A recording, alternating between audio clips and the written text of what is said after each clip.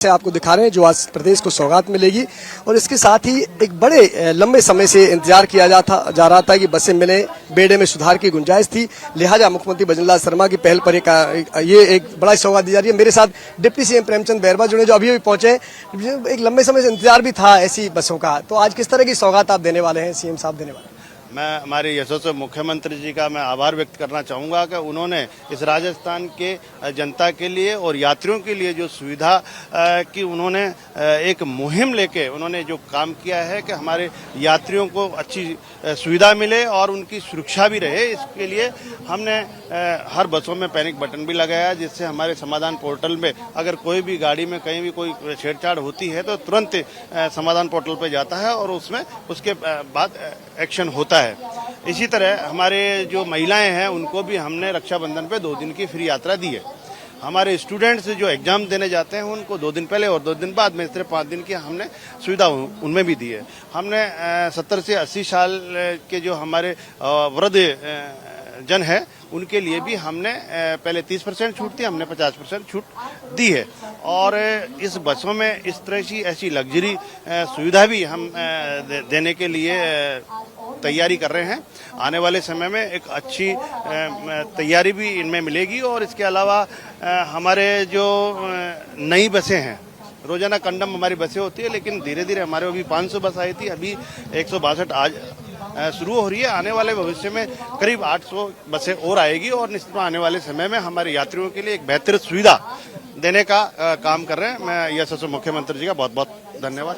कि आप कह रहे हैं कि 800 बसें और अभी आपके बेड़े में शामिल होने जा रही हैं, लेकिन करीब 1500 के आसपास ऐसी बसों का सर्वे जो कंडम हो चुकी हैं, उनको लेकर क्या प्लान है? रोजाना एक बस हमारी कंडम होती है एवरेज, लेकिन उसके बदले में जब पिछली सरकार में हमारे पास कोई बसें नहीं आई, लेकिन अब 500 अभी आई, अभी ये 800 अब आएगी। तो हमारे यशस्वी मुख्यमंत्री जी का प्रयास है कि हम जैसा भी हम यात्रियों की सुविधा के लिए और यात्रियों को अच्छी सुरक्षा के लिए हम बसें उपलब्ध कराएं। तो निश्चित रूप से नई बसें हमारे को मिल रही है और आने वाले समय में इसमें एक अच्छा नवाचारों के साथ रोडवेज बेड़ा बनेगा। ये थे डिप्टी सीएम प्रेमचंद बैरवा, जिनका कहना है कि हम नवाचारों के साथ रोडवेज में सुधार कर रहे हैं। जैसा कि उन्होंने कहा, करीब 1 बस प्रतिदिन कंडम होती है। ऐसे में प्रयास ये है कि विभाग का कंडम बसों को धीरे धीरे हटाया जाए और उनके स्थान पर नई बसों को लाया जाए। आज 162 बसें मिली हैं रोडवेज को और इसके साथ ही करीब 800 बसें और मिलने वाली हैं, क्योंकि लगातार एक सवाल ये भी आता था कि सुरक्षा एक बड़ा सवाल है, यात्रियों की सुरक्षा को लेकर। लिहाजा इस बस में जो सुविधाएं दी गई हैं वो फुल प्रूफ सुविधाएं दी गई हैं। एक पैनिक बटन भी लगाया गया, अगर किसी यात्री को उस समय लगता है कि उसकी सुरक्षा पर खतरा हो सकता है या उसको किसी तरह की दिक्कत आ सकती है, वो तुरंत पैनिक बटन दबाकर अपनी सुरक्षा की मांग कर सकता है। और मेरे साथ मेरे सहयोगी हैं सुनील, उनसे बात करता हूं क्योंकि लगातार वो रोडवेज कवर करते हैं और उनको पूरा पता है। आज सुनील, आज एक बड़ी सौगात मिलने वाली है और चूंकि आप रोडवेज लगातार कवर करते हो, आज कितनी बसों का जो बेड़ा है वो मिलने वाला है और क्या नई तस्वीर देखने को मिलेगी आने वाले दिनों में रोडवेज? बिल्कुल, देखिए, ये राजस्थान की जनता को एक बड़ी सौगात है, चूंकि परिवहन की समस्या से राजस्थान की जनता जूझ रही थी। भजनलाल शर्मा जब आए तो उसके बाद में जो पहला बजट पेश किया, उस बजट में करीब 1000 से ज्यादा बसों की घोषणा की थी। लगातार अलग अलग फ्लीट में बसें जा रही है। आज बड़ी संख्या में, चूंकि 160 जो एक्सप्रेस बस हैं उनकी सौगात आज मिलने वाली है। और पीछे जो तस्वीरों में दिख रही है, ये वोल्वो सुपर लग्जरी बस है। वो है ये तमाम अत्याधुनिक सुख सुविधाएं, चाहे एसी हो, कैमरा हो, एलईडी हो, चार्जिंग, हर तरह की जो तमाम सुविधाएं उनसे लैस है। बाकी जो पीछे एक लंबी जो कतार है, करीब 160 बस आज हरी झंडी दिखाई जाएगी, वो बस है, वो एक्सप्रेस बस है। उनमें महिलाओं की, चूंकि लग्जरी बसों में पहले तमाम तरह की सुविधाएं होती थी, लेकिन खास बात यह है कि जो 160 बस है उनमें भी इस बार खास सुविधाओं से लैस किया गया है, जिसमें महिला सुरक्षा का बेहद ध्यान रखा गया है। चूंकि पैनिक बटन का बार बार जिक्र होता था, पैनिक बटन उनमें लगाए गए हैं। उन पैनिक बटन को कमांड सेंटर से जोड़ा गया है, कैमरा है वो लगाए गए हैं, हर जो सीट है उस पर जो पॉइंट्स हैं, चार्जिंग पॉइंट्स, वो लगाए हैं। एक बार अंदर चलेंगे, मैं क्योंकि यही बात मैं कहना चाह रहा था कि एक बार अंदर भी हम पूरा दिखा देते हैं क्या तस्वीरें क्या नहीं है। अंदर मैं और मेरे सहयोगी सुनील साथ में चलाएंगे, आपको एक एक अपडेट देंगे कि ये जो बस नई सौगात मिली है उसमें क्या क्या सुविधा है, किस तरह महिलाओं की सुरक्षा का ध्यान रखा गया है और किस तरह अत्याधुनिक सुविधाओं से लैस ये बस है। क्योंकि लगातार, जैसे कि सुनील बता रहे थे, कि एक बड़ा सवाल ये था कि कैसे यहाँ जो महिलाओं की सुरक्षा पर सवाल खड़े होते हैं उनको कैसे चुनौती से निपटा जाए। फिलहाल हम एक एक तस्वीर के जरिए बताएंगे कि किस तरह इस बस में अत्याधुनिक सुविधाएं जोड़ा गया है, सुरक्षा पर ध्यान दिया गया है। और फिलहाल बहादुर सिंह जी को देख रहे हैं सीट पर विराजे हुए। और फिलहाल बिल्कुल सुनील, हम अब फिलहाल अंदर बस में आ गए हैं और ये एक तस्वीर मेरे सहयोगी दिनेश जरा पूरे बस की तस्वीरें दिखाएं, जो एक नई सौगात आज प्रदेश को मिलने वाली है। बहुत ही अच्छी बसें यहाँ हैं। आओ सुनील, आप भी आओ साथ में जरा, ये इधर आइए। देखिए, हम पहले सीट पे बैठकर आपको बता देते।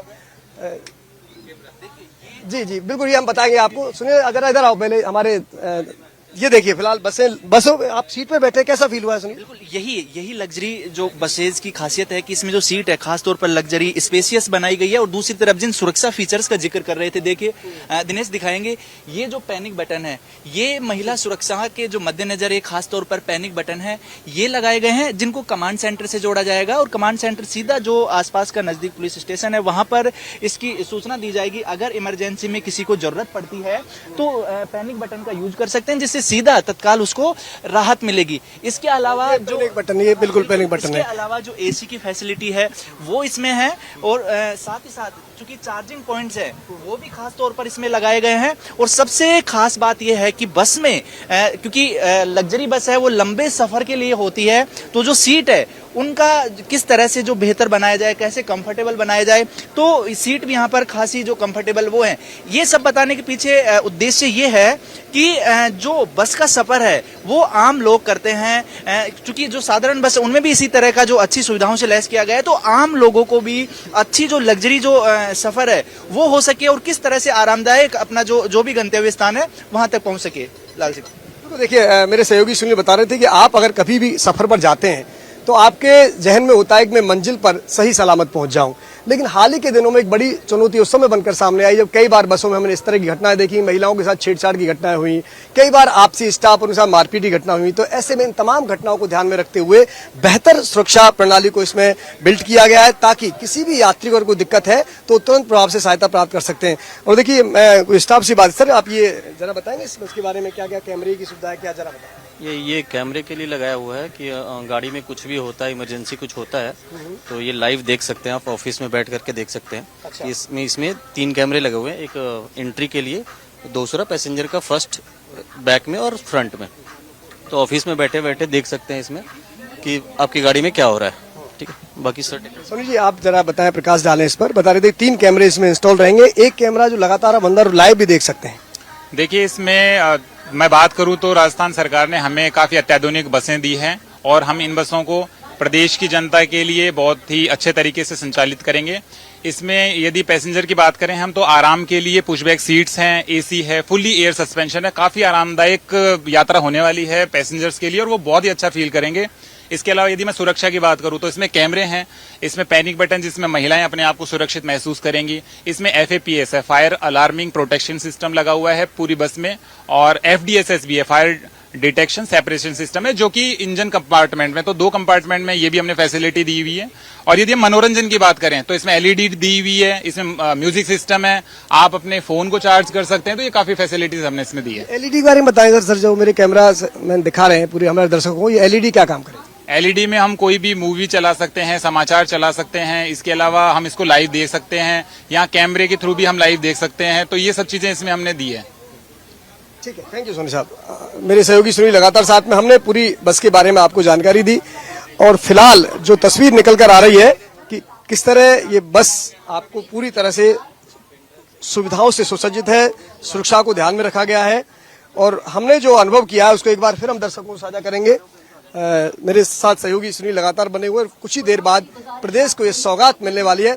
और इसके साथ ही यहाँ विधायक गोपाल शर्मा पहुंचे, उनसे ही बात करते हैं। गोपाल शर्मा जी हमसे ज़्यादा जुड़े हुए हैं। गोपाल जी, आज प्रदेश को एक बड़ी सौगात मिलने वाली है, लंबे समय से इंतजार था लग्जरी बस का और ये सुविधाओं का, आज मुख्यमंत्री भजनलाल शर्मा ये सौगात प्रदेश को देने वाले हैं, क्या कहना चाहेंगे? देखिए, भजनलाल जी की सरकार बहुमुखी विकास के आयाम कायम कर रही है और उसमें हर तरह का विकास शामिल है, जिसमें बहुत लंबे समय से मांग चल रही थी कि पथ परिवहन निगम बसें बढ़ाए, जिससे नई बसें भी आएगी और लोगों की सुविधा भी बढ़ेगी।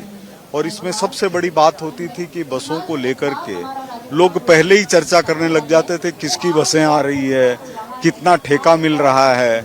सबसे बड़ी बात है कि ये बिल्कुल पारदर्शी तरीके से काम हो रहा है और इसके लिए भजनलाल जी और हमारे उप मुख्यमंत्री जी प्रेमचंद जी बैरवा दोनों धन्यवाद के पात्र हैं। विपक्ष बहुत निशाना साध रहा है आप पर आजकल, विपक्ष कह रहा है कि काम ही नहीं हो रहा है, हालात खराब है प्रदेश के। विपक्ष क्या करे? अगर वो बोलना भी बंद कर दे तो फिर लोग ये मान जाएंगे कि विपक्ष है ही नहीं, विधानसभा में वो आते नहीं हैं और बाहर से आकर के हमारे माननीय विधानसभा अध्यक्ष जी को निशाने पर लेते हैं। ये बहुत ही दुर्भाग्यपूर्ण है। राजस्थान के इतिहास में कभी ऐसा नहीं हुआ है और विधानसभा अध्यक्ष जी को हाउस के बाहर भी कही हुई चीजों पर कार्रवाई होनी चाहिए। वो विश्वास प्रस्ताव लाने की बात कर रहे हैं। किसकी? कौन मना कर रहा है? कौन मना कर रहा है? ये जो कांग्रेस के प्रदेश अध्यक्ष, इन्होंने कोई ठेका ले रखा है? हमारे माननीय विधानसभा अध्यक्ष जी के लिए जैसे जैसे शब्द बोल रहे हैं, लगता ही नहीं है कि वो लोकतंत्र में विश्वास रखते हैं। उनका नाम लेने के अंदर शर्म आती है।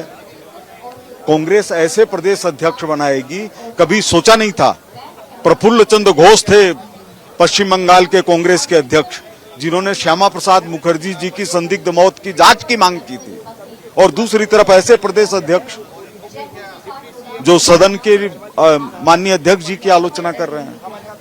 थैंक यू गोपाल जी, क्योंकि सौगात आज मिलेगी, लेकिन लगातार सियासी हलकों में जो चर्चा है आजकल गोविंद सिंह डोटासरा के बयान को लेकर, खासकर जो स्पीकर को लेकर दिया है, उसको लेकर ही पूरे प्रदेश की सियासत गर्म आ रही है। फिलहाल कुछ ही पलों का इंतजार है। इसके बाद मुख्यमंत्री भजनलाल शर्मा की ओर से हरी झंडी दिखाकर आज 162 बसों का बेड़ा प्रदेश की जनता को मिलने वाला है। वीडियो जर्नलिस्ट नरेश के साथ लाल सिंह फौजदार, सच बेधड़क, जयपुर।